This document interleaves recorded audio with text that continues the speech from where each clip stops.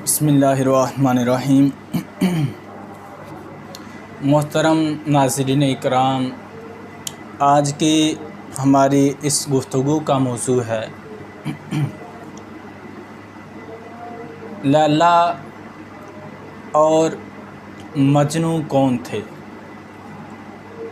लैला और मजनू के प्यार का वाक़या क्या था। लैला और मजनू को जो प्यार था उसके इश्क़ हकीकी का नाम दिया जा सकता है या नहीं। सबसे पहले याद रखिए, मजनू जो थे वो अल्लाह के वली थे। मजनू अल्लाह ताला के वली थे। अल्लाह ताला ने इनको मकामे विलायत अता फ़रमाया था।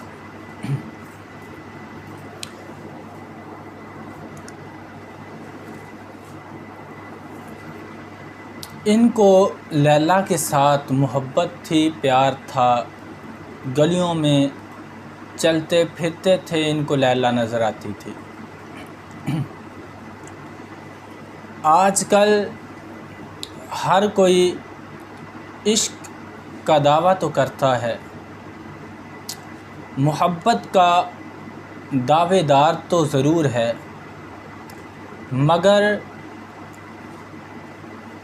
सच्चा हकीकी प्यार करने वाला बहुत कम मिलेगा।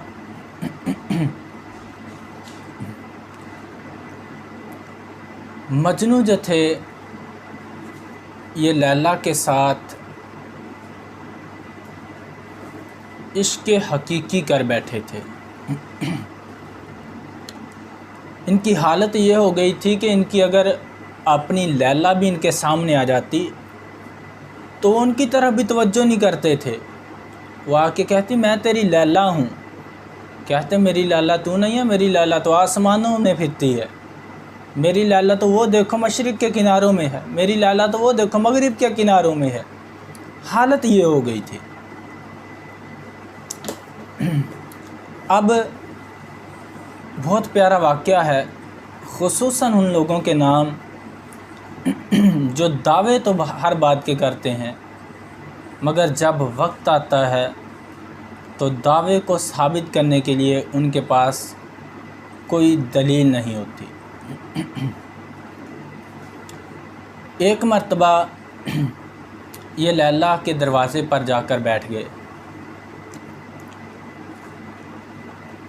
जब कुछ लोगों ने देखा कि मजनू आज लैला के दरवाज़े पे बैठा है तो उन्होंने एक दूसरे को आवाज़ें देकर इकट्ठा करना शुरू कर दिया, देखते हैं आज माजरा क्या होता है।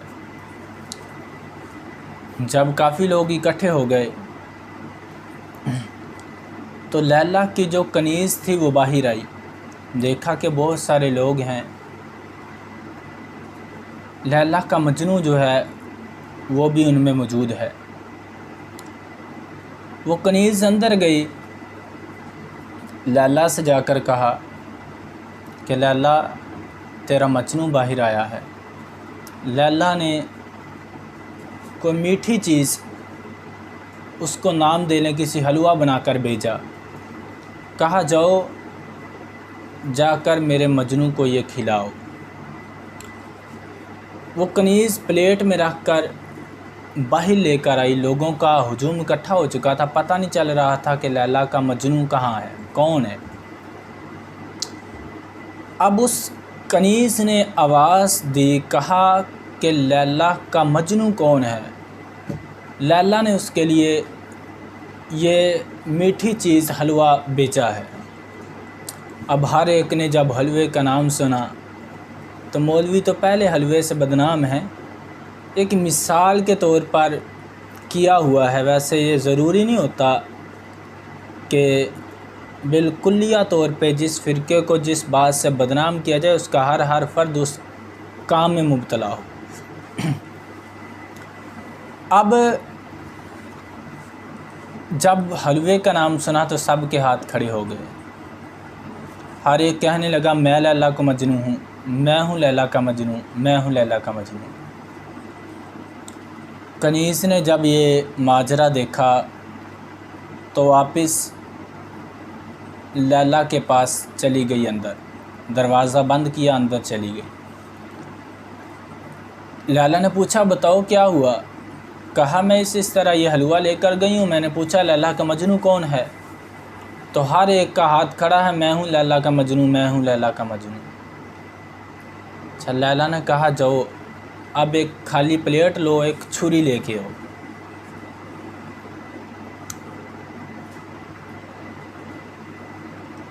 एक खाली प्लेट आ गई, एक छुरी आ गई। कहा जाओ अब जाकर कहना कि लैला का कौन है मजनू, जो कहे मैं मजनू उसे कहना लैला तेरे जिस्म का फ़लाँ हिस्सा मांग रही है। वो कनीज़ बाहर आई, पूछा कौन है लैला का मजनू? सब के फिर हाथ खड़े, मैं हूँ लैला का मजनू, मैं हूँ लैला का मजनू। उस कनीज़ ने कहा कि लैला ने अपने मजनू के लिए प्लेट छुरी भेजी है कि मुझे अपने जिस्म का फ़लाँ हिस्सा काट के दे, लैला को ज़रूरत है। अब सब के हाथ नीचे, कोई नज़र ना आए, कोई किस रास्ते पे दौड़ रहा है, कोई किस रास्ते पे दौड़ रहा है। एक ही बंदा था जिसके बाल बिखरे हुए थे, अपने आप की खबर ना थी। उसने कहा लो मेरी लैला ने कौन से जिस्म का हिस्सा मांगा है, मैं काट के देता हूँ। अब वो कनीज़ वापस चली गई। जब वापस चली गई, लैला ने पूछा बताओ अब क्या हुआ? कहा लैला मैं अब गई हूँ, मैंने जाकर पूछा कौन है लैला का मजनू, तो सब के हाथ खड़े हो गए, मैं हूँ लैला का मजनू, मैं हूँ लैला का मजनू।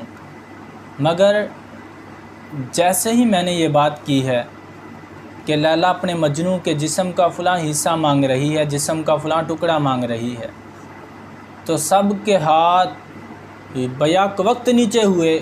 कोई किसी रास्ते पे चलना शुरू हो गया, कोई किसी रास्ते पे चलना शुरू हो गया। लैला ने पूछा फिर क्या हुआ? कहा सिर्फ़ एक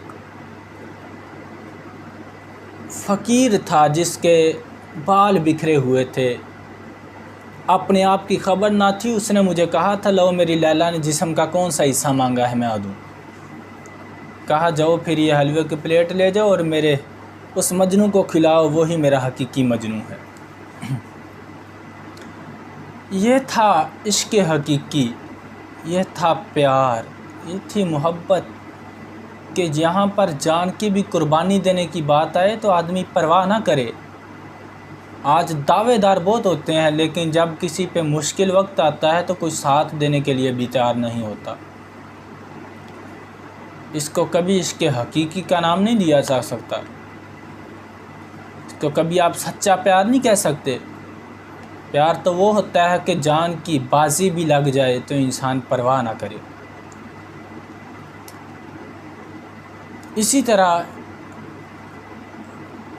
इश्क़ हकीकी ऐसा था इनका कि ये गलियों में बाज़ारों में गुज़रते तो इनको आसमानों में लैला नज़र आया करती थी। एक मर्तबा ये एक रास्ते से गुज़र रहे थे, लैला की इन पर नज़र पड़ी। लैला दौड़कर इनके पास गई, कहा मैं तेरी लैला। उन्होंने कहा जा तू नहीं मेरी लैला, मेरी लैला तो आसमानों में है।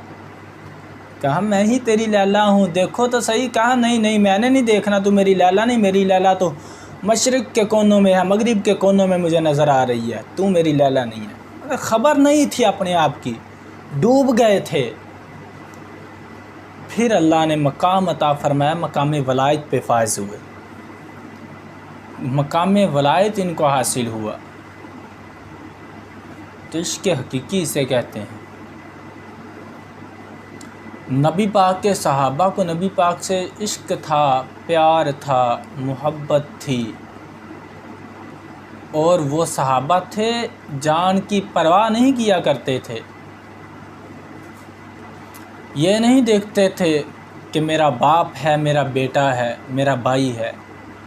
जो भी नबी की नामूस पे हमला करने का सोचता था, बग़ैर रिश्ता देखे उसकी गर्दन उड़ा दिया करते थे। एक मर्तबा एक मुनाफिक जो बज़ाहिर मुसलमान बना हुआ था, उसके और एक यहूदी के दरमियान झगड़ा हो गया किसी ज़मीन के बारे में। यहूदी कहने लगा यह ज़मीन मेरी है। वो जो मुनाफिक था बज़ाहिर मुसलमान बना हुआ, उसने कहा यह ज़मीन मेरी है। खैर बात बढ़ती गई। आखिर में ये तय हुआ कि चलो हम तुम्हारे ही, उस यहूदी ने कहा इस मुनाफिक को जो बज़ाहिर मुसलमान बना हुआ था, तुम्हारे नबी के पास चलते हैं, उनसे फ़ैसला करवा लेते हैं। इन्होंने कहा ठीक है, मुझे कबूल है शर्त। अब ये सबसे पहले नबी पाक सल्लल्लाहु ताला अलैहि वसल्लम की बारगाह में पहुँचे। इन्होंने सारा माजरा नबी पाक के सामने रखा। यहूदी ने अपने जो दलाइल थे वो नबी पाक के सामने अर्ज़ किए। जो ये मुनाफिक बज़ाहिर मुसलमान बना हुआ था, इसने अपने दलाइल सामने नबी पाक के बयान किए। नबी पाक ने फ़ैसला यहूदी के हक़ में कर दिया। जब बाहर निकले तो मुसलमान जो बना हुआ था उसने कहा नहीं, मुझे ये फ़ैसला कबूल नहीं है। उसने कहा तू तो मुसलमान है, तेरे नबी ने फ़ैसला किया, तू कह रहा मुझे कबूल नहीं है। उसने कहा नहीं, मुझे कबूल नहीं है, हज़रत अबू बकर सिद्दीक़ से फ़ैसला करवाते हैं। यहूदी ने कहा चलें ठीक है, अबू बकर सिद्दीक़ से करवा लेते हैं। अब हज़रत अबू बकर सिद्दीक़ की बारगाह में पहुँचे। दोनों ने अपने माजरे को हज़रत अबू बकर सिद्दीक़ रज़ियल्लाहु ताला अन्हु के सामने पेश किया। यहूदी ने कहा कि आपसे पहले ये आपके नबी से फ़ैसला करवा चुका है। आपने जब ये बात सुनी, आपने फ़ैसला यहूदी के हक़ में कर दिया। अब जब उस मुनाफिक ने बज़ाहिर मुसलमान बना हुआ था, देखा कि फिर फ़ैसला यहूदी के हक़ में हो गया, बाहर निकले, फिर मुकर गया। जिस बंदे की गुट्टी में ही बुराई हो ना, वो बंदा कभी सुधरता नहीं है। बज़ाहिर उसकी आँखों के सामने हकीकत हाल जितनी मर्ज़ी ज़ाहिर हो जाए। अब हज़रत अबू बकर सिद्दीक़ ने जब फ़ैसला कर दिया तो बाहर आने के बाद उसने फिर कहा मुझे ये फ़ैसला कबूल नहीं है। उमर फ़ारूक के पास चलते हैं, वो जो फ़ैसला करेंगे मैं वो कबूल कर लूँगा। अब ये दोनों इसी माजरे को लेकर हज़रत उमर फ़ारूक रज़ियल्लाहु ताला अन्हु की बारगाह में पहुँचे। हज़रत उमर फ़ारूक की बारगाह में दोनों ने अपने दलाइल जो थे वो अर्ज़ किए। यहूदी ने कहा कि आपसे पहले जो हज़रत अबू बकर सिद्दीक़ से और आपके नबी से फ़ैसला करवा चुका है, उन्होंने मेरे हक़ में फ़ैसला किया है, लेकिन इसने उस फ़ैसले को कबूल नहीं किया। हज़रत उमर फ़ारूक गुस्से में आ गए। कहा ठहरो, मैं फ़ैसला करता हूँ। दरवाज़े पे दोनों को ठहरा दिया। आप अंदर गए, तलवार को तेज़ किया, नंगी तलवार को लेकर आए और उस मुनाफिक की गर्दन को उड़ा दिया। कहा जिसको मेरे नबी का फ़ैसला कबूल नहीं है उसके लिए उमर की तलवार है। अब हर तरफ अफरा तफरी फैल गई कि उमर ने एक मुसलमान को कत्ल कर दिया। अब ये बात नबी पाक तक पहुंची। नबी पाक खामोश रहे। थोड़ी देर के बाद आयत नाज़िल हुई कि जो आपके सामने बज़ाहिर मुसलमान बन रहा है वो मुनाफिक था। हज़रत उमर फ़ारूक के हक़ में आया मुबारक नाज़िल हो गई कि आपने मुसलमान को कत्ल नहीं किया। खैर, बात करने का मकसद ये था, ये इश्क़ हकीकी था जिसमें सहाबा किसी की परवाह नहीं किया करते थे। जिसको नबी पाक का हुक्म कबूल ना होता, जो नबी की नामूस पर उंगली उठाना चाहता, सहाबा उस पर वार करके उसके गर्दन उड़ा दिया करते थे। अगरचे लोग जो मर्ज़ी कहते रहें, कहना मिले यार दे नाम दा ताना, झोली पा लईए थल्ले सुटिए ना, ते मिले यार दे नाम दी जे सूली, मिले यार दे नाम दी जे सूली, गले पा लईए पिछा हटिए ना। इस तरह हज़रत अबू उबैदा बिन जर्राह का वाक़या मिलता है। आप एक मरतबा जंग लड़ रहे थे। जंग लड़ते लड़ते आपके वालिद आपके सामने आए। उन्होंने कहा मैं तेरा बाप हूँ। वो काफिर था, कहा मैं तेरा बाप हूँ। हज़रत अबू उबैदा बिन जर्राह ने कहा आज तू मेरा बाप नहीं मेरा दुश्मन बन के सामने आ गया है। तो नबी का जो दुश्मन है वो मेरा कुछ नहीं लगता, तो नबी का दुश्मन है तो मेरा कुछ नहीं लगता। कहा तेरे पास दो ही हल हैं, दोनों में से एक काम कर लो, या तो कलमा पढ़कर मेरे नबी की नबूवत के कायल हो जाओ या इस जंग से दौड़ जाओ। जब उसने ये बात सुनी, कहा कलमा तो मैं पढ़ूँगा नहीं, मैं नबी की नबूवत का कायल कभी नहीं हो सकता। और रही बात दौड़ने की, तो अगर मैं जंग से भाग गया दौड़ गया तो लोग बातें करेंगे, लोग ताने देंगे कि बाप बेटे से डर कर जंग से भाग गया था। कहा मैं तेरे साथ जंग लड़ूंगा। अब जंग शुरू हो गई। लड़ते लड़ते जंग वार हुआ बाप पर। हज़रत अबू उबैदा बिन जर्राह ने इसको कत्ल कर दिया। कत्ल करने के बाद नबी पाक अलैहिस्सलातु वस्सलाम की बारगाह में हाज़िर हुए। हुज़ूर नबी करीम सल्लल्लाहु ताला अलैहि वसल्लम ने इरशाद फरमाया, ए अबू उबैदा अपने बाप को कत्ल करके आ रहे हो? कहा हुज़ूर मैंने बाप को कत्ल नहीं किया बल्कि अपने दुश्मन को कत्ल किया है। खुदा की इज़्ज़त की कसम, जो आपका दुश्मन है वो अबू उबैदा बिन जर्राह को एक आँख भी अच्छा नहीं लगता। ये इश्क था, ये प्यार था, ये मोहब्बत थी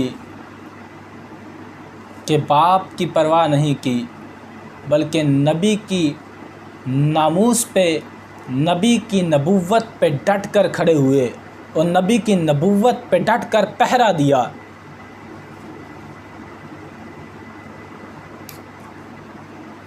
इसी तरह हज़रत अबू बकर सिद्दीक़ रज़ियल्लाहु ताला अन्हो का वाक़या मिलता है। आप एक मर्तबा जंग लड़ रहे थे, बेटा सामने आ गया। एक मर्तबा आपके बाप ने पहले गुस्ताखी की थी नबी पाक की, आपने मुंह पर थप्पड़ मारा। नबी पाक ने फरमाया सल्लल्लाहु अलैहि वसल्लम, अबू बकर अपने बाप के मुंह पे थप्पड़ मारा है? कहा हुजूर मेरे पास तलवार नहीं थी वरना इसकी गर्दन उड़ा देता। खुदा की इज़्ज़त की कसम आपका दुश्मन। अबू बकर को एक आँख भी अच्छा नहीं लगता। ये सहाबा का इश्क था, ये प्यार था, ये मोहब्बत थी। इसीलिए नबी करीम सल्लल्लाहु अलैहि वसल्लम ने इरशाद फरमाया ला युमिनु अहदुकुम हत्ता अकूना अहब्बा इलैहि मिन वालिदिही व वलदिही वन्नासी अजमाइन। फरमाया ए लोगो, तुम में से कोई उस वक्त तक कामिल मोमिन नहीं हो सकता जब तक मैं उसके लिए उसके वालिदैन, उसकी औलाद, उसके माँ बाप, घर बार और हर शय से ज़्यादा अज़ीज़ और महबूब ना हो जाऊँ। इकबाल ने इसी की तरफ इशारा किया। मोहम्मद की मोहब्बत दीन हक़ की शर्त अव्वल है। मोहम्मद की मोहब्बत दीन हक़ की शर्त अव्वल है। अगर हो इसी में खामी तो सब कुछ नामुकम्मल है। कि मोहम्मद से वफ़ा तूने तो हम तेरे हैं, कि मोहम्मद से वफ़ा तूने तो हम तेरे हैं, ये जहाँ चीज़ है क्या लोहो कलम तेरे हैं, ये जहाँ चीज़ है क्या लोहो कलम तेरे हैं। तो इश्क़ हकीकी ये होता है, बात जब अपने महबूब की आ जाए तो इंसान किसी चीज़ की परवाह ना करे। यार के नाम पर बाजी जान की भी लग जाए तो परवाह नहीं करनी चाहिए।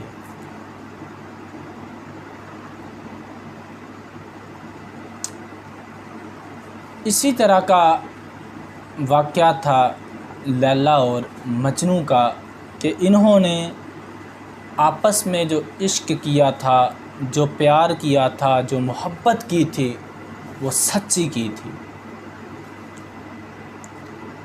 और आजकल जो प्यार किया जा रहा है ये इश्क मजाजी है, जो हराम है, जायज़ नहीं है। लड़का लड़की से मिल रहा है, कौन सी शरीयत इजाज़त दे रही है भाई तुम्हें मिलने की। और याद रखो, आज जो लड़की तुमसे छुप छुपा के मिल रही है, क्या वो कल किसी दूसरे से तुमसे छुप कर नहीं मिल सकती। हो क्या गया है मुसलमानों, तुमको क्या हो गया है ज़रा सोचो।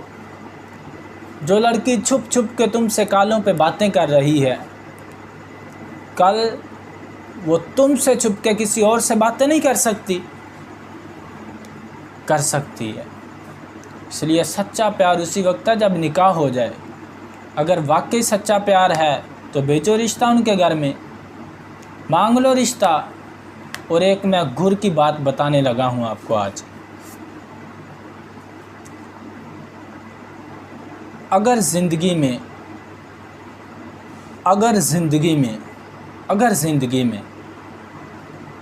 खुश रहना चाहते हो तो कभी किसी लड़की से प्यार ना करना, सिवाय महरमों के। जो महरम है उनके साथ, माँ बाप के साथ प्यार करना चाहिए, बहनों के साथ प्यार करना चाहिए, बीवी के साथ प्यार करना चाहिए। लेकिन यारी दोस्ती में दोस्ती ना लगाना। इंसान की खुशहाल ज़िंदगी तबाह हो जाती है, इंसान परेशानियों में पड़ जाता है, इंसान दुख तकलीफ़ में आ जाता है, इंसान आहिस्ता आहिस्ता डिप्रेशन का शिकार हो जाता है। खुशहाल ज़िंदगी चाहते हो तो किसी से दोस्ती में, गर्लफ्रेंड के साथ इस तरह इश्क की बात ना चलाना। और अगर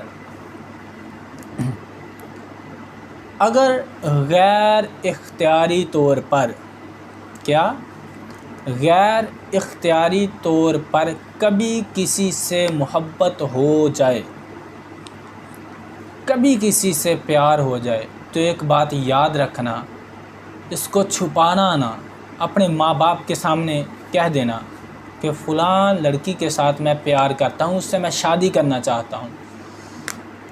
बंदा डरता रहता है कि मेरे माँ बाप क्या कहेंगे, क्या सोचेंगे, दुनिया वाले क्या सोचेंगे, ये क्या होगा, वो क्या होगा। फिर बंदा हराम कारियों में पड़ता है, फिर बंदा नाजायज़ कामों में पड़ता है। फिर वक्त वो आता है कि इंसान छुप छुपा के शादी कर लेता है, मुआशरे को मुंह दिखाने के काबिल नहीं रहता। इसलिए बेहतर नहीं है कि वो अपने माँ बाप को राज़ी करके करे। अगर कभी ऐसा हो जाए, माँ बाप को मनाएं। माँ बाप से बढ़कर आपके लिए अच्छा कभी कोई नहीं सोचेगा। एक माँ बाप, ये वो दो हस्तियाँ हैं जो ज़िंदगी में आपसे प्यार करती हैं सिर्फ़ आपकी वजह से, बग़ैर किसी लालच के। इनके साथ शेयर करें इस बात को। बिलफ़र्ज़ अगर किसी के हैं भी उस नाराज़ हो जाते हैं तो कितना नाराज़ होंगे बताएं। एक दिन नाराज़ हो जाएंगे, 2 दिन नाराज़ हो जाएंगे, हफ्ता नाराज़ रहेंगे, लेकिन बाद में राज़ी हो जाएंगे। बंदे, आपकी ज़िंदगी का सवाल है। माँ बाप को राज़ी करें, मनाएं उनको। अगर नाराज़ भी हो जाते हैं सुन के उनको मनाएं, वो मान जाएंगे। माँ बाप कभी इतने सख्त दिल नहीं होते किसी के कि माने ना, मान जाएंगे। सिर्फ़ आपने कोशिश करनी है। अगर कभी हो जाए, बेहतर तो ये है कभी हो ना, अगर हो जाए तो इनको मनाएं, मनाकर उनकी रज़ामंदी के साथ जहाँ पे आप शादी करना चाहते हैं वहाँ पे शादी करें। इंशाअल्लाह अल्लाह ने चाहा तो बहुत खुशहाल ज़िंदगी गुजारोगे। और एक और बात करता चलूँ, कभी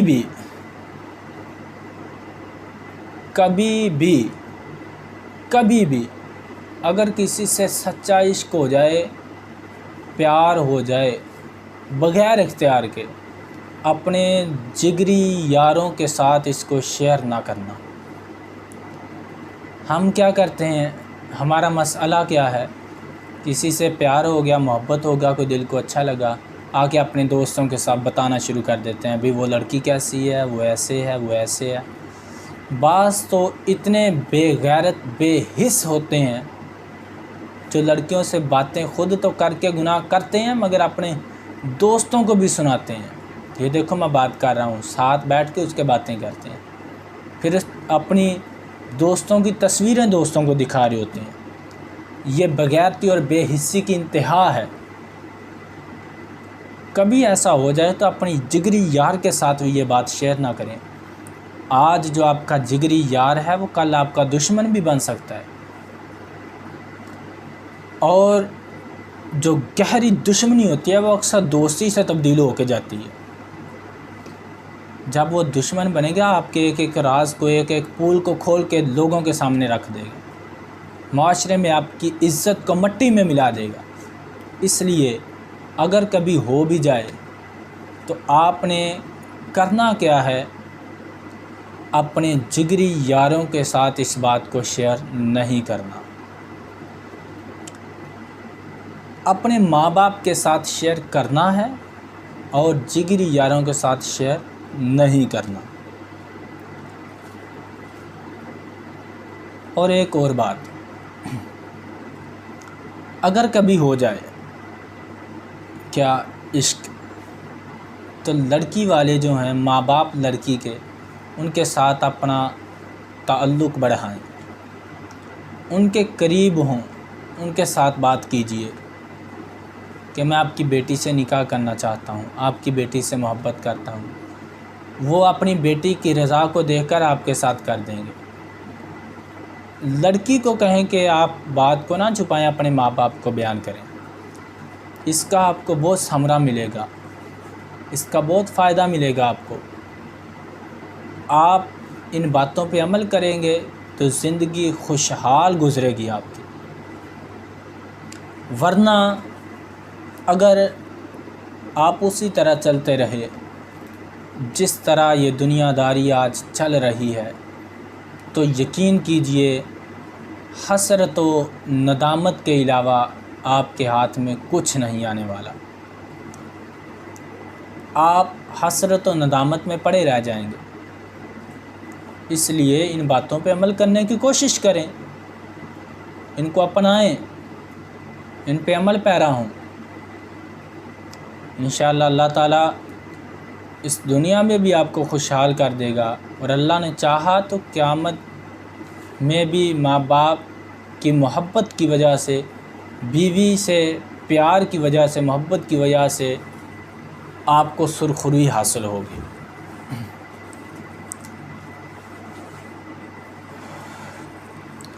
इसी तरह चंद बातें और हैं जिन पे आपने अमल करना है, जिनका आपने ख़ास तौर पे ध्यान रखना है।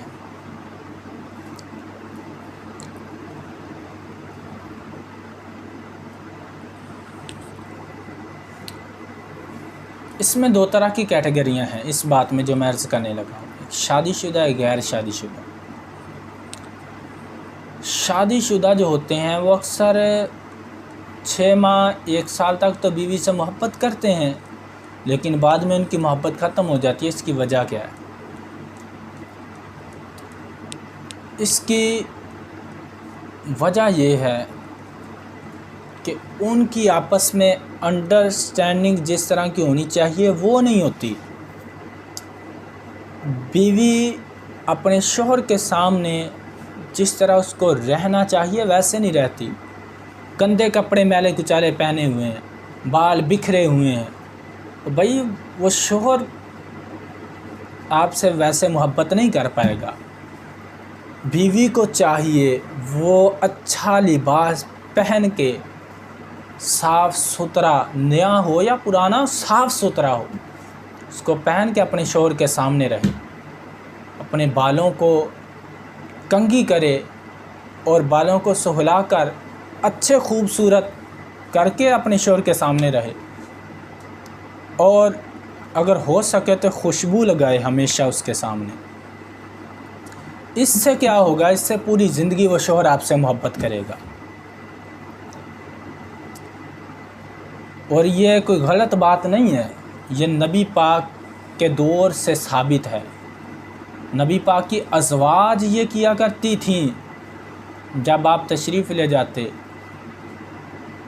तो वो उम्दा से उम्दा खुशबुएँ इस्तेमाल किया करती थी, लेकिन आप जाते तो आपके पसीना या तहर की खुशबू ऐसी होती थी कि वो सब खुशबुओं पे गालिब आ जाती। इसी तरह सहाबा के दौर में भी होता था कि सहाबा की अज़वाज जो थी वो अपने शौहरों के सामने खुशबू लगाती थी। हाँ, एक बात मैं अर्ज़ करता चलूँ, खुशबू लगानी है घर में अपने शौहर के सामने, महरमों में जो मर्ज़ी लगा लें, बल्कि तेज़ लगाएं अपने शौहर के सामने, कोई मना नहीं करता आपको। लेकिन जहाँ पे गैर महरम है, वो घर में हो या बाहर हो, उनमें खुशबू औरत को लगाने की इजाज़त नहीं है। वो खुशबू जो फैले, नबी पाक अलैहिस्सलातु वस्सलाम की हदीस पाक है, फरमाया कि जो औरत खुशबू लगाकर गैर महरम के पास से गुज़रे, गैर महरम में निकले, बाज़ार से गुज़रे, तो वो ऐसी है, यानी कि मफ़हूम ये है वो ज़ानिया है। किसके लिए लगा रही है वो, क्यों वो लगाकर बाहर निकल रही है, क्यों मर्दों की तवज्जो को अपनी तरफ मग़लूब मंसूब करवा रही है।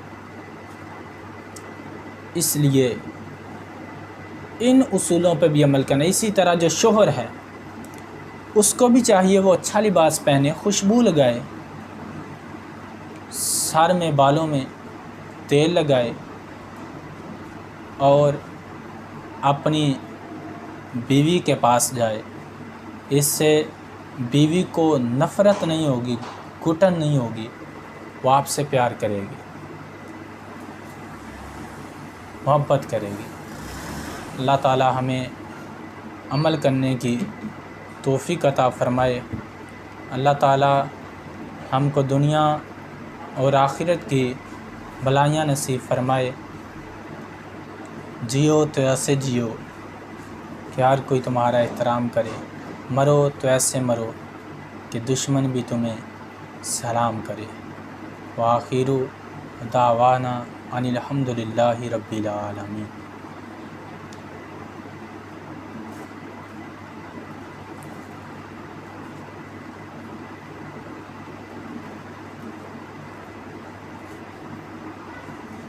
नगे यार दे नाम दी बासी, मिले यार दे नाम दाताना, चोली पा लइए पिछा हटिए ना, मिले यार दे नाम दी सूली, गले पा लइए पीछे हटिए ना।